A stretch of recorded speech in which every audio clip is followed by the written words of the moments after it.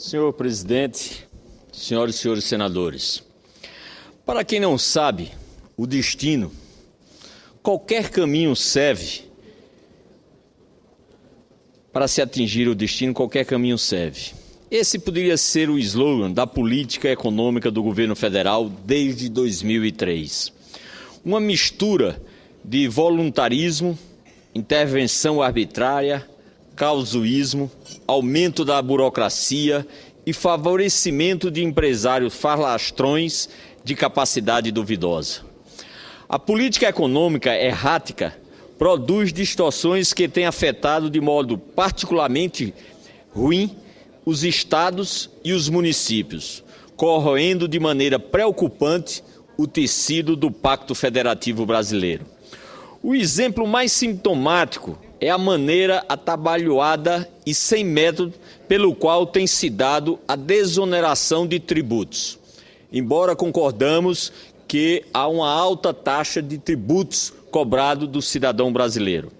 Vejamos, a política de desoneração tributária ganhou força a partir de 2008 em razão da grave crise econômica que afetou Estados Unidos e Europa. Naquele momento, certos incentivos por meio da retirada de tributos poderiam manter a economia aquecida, evitando-se os efeitos mais deletérios da crise internacional.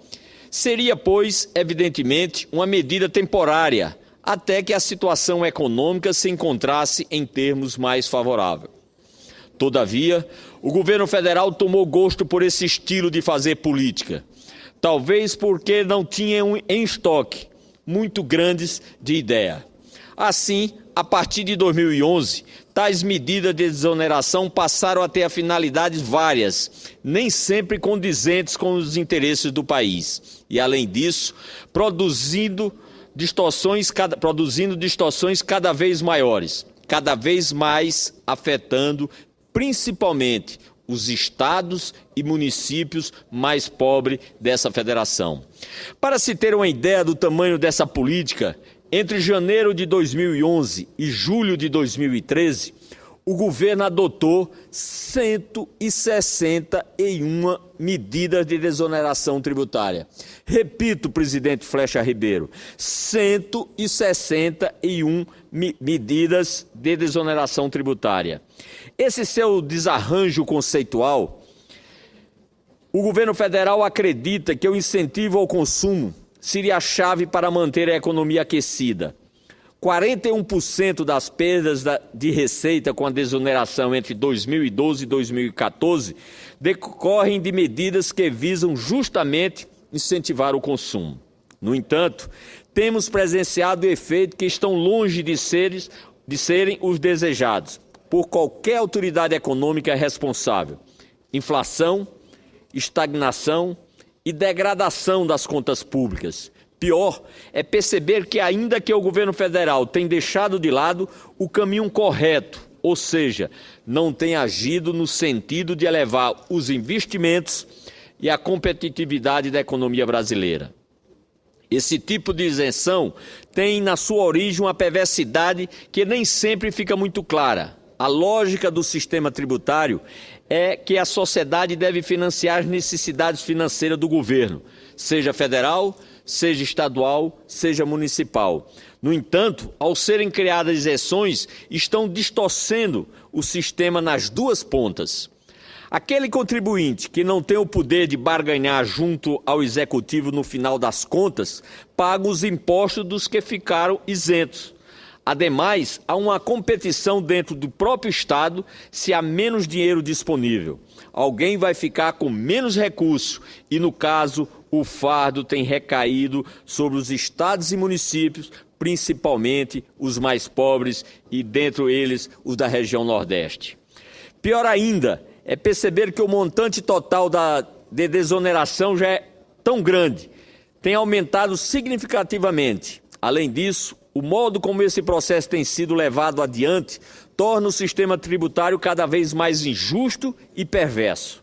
De um lado, com o ônus de sustentar o Estado recaindo cada vez mais sobre os pobres, os empresários e os trabalhadores, do outro, os estados e municípios, perdendo recursos e ficando cada vez mais dependente do governo federal. Como se não bastasse a política de desoneração tributária, ela afeta as contas públicas do país de um modo preocupante. O governo federal, desde 2007, tem aumentado acentuadamente os seus gastos, mas graças à desoneração tem tido um aumento bem menor nas suas receitas. O Ministério da Fazenda, em apresentação realizada em 12 de abril do ano passado, estimou que o impacto sobre a receita foi de 44 bilhões em 2012 e que seria de 70 bilhões em 2013 e de 88 bilhões em 2014. Ou seja, nesses 3 anos, seria cerca de 200 bilhões de reais em desoneração tributária.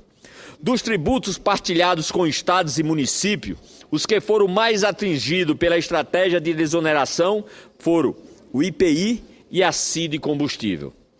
Em relação ao IPI, vale lembrar que a Constituição Federal determina em seu artigo 159, inciso 1º, que 23,5% da sua arrecadação se destina aos municípios e 21,5% aos estados.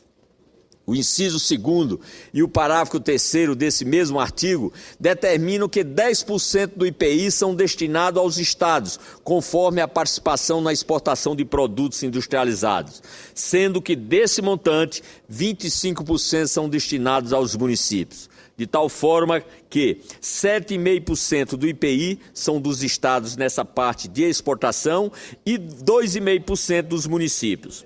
No total, portanto, 29% do IPI são para os estados e 26% são para os mais de 5 mil municípios brasileiros, sendo que a União fica com 45% do total. No caso do IPI, a perda da receita total é de 8,5 bilhões em 2012, de 11,8 bilhões em 2013 e a previsão de 2014 de 7,1 bilhão. Para os estados, o ônus é o seguinte: 2,5 bilhões em 2012, 3,4 bilhões em 2013 e a previsão de 2,1 bilhões em 2014. Para o município, o ônus foi de 2,2 bilhões em 2012, 3,1 bilhões em 2013 e será de 1,8 bilhões em 2014. Em relação à CID, eis o fardo a ser carregado. Para os estados, 2,5 bilhões em 2012, 3,4 bilhões em 2013 e 2,1 bilhões é a previsão de 2014. Para os municípios,